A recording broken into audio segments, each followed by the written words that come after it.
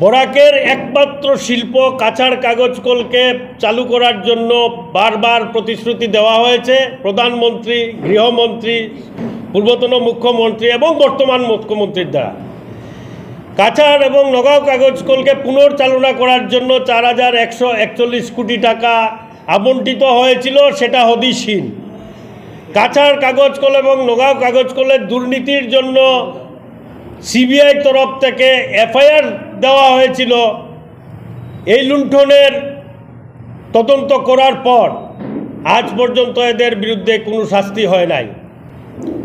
বর্তমান সরকারের বৈমাতৃসুলভ আচরণের জন্য বরাক বঞ্চিত, অবহেলিত, লাঞ্ছিত এবং এখানকার তথাকথিত নেতারা বরাকের জন্য কোনো প্রশ্নই উত্থাপন করেন না।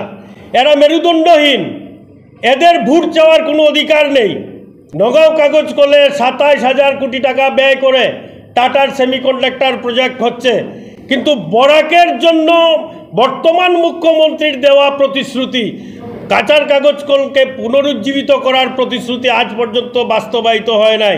ভোটের প্রাককালে আমরা বলতে চাই, বরাকের মানুষের প্রতি বিশ্বাসঘাতকতা হয়েছে, প্রতিশ্রুতি ভঙ্গ হয়েছে এবং এদের ভোট চাওয়ার কোনো অধিকার নেই।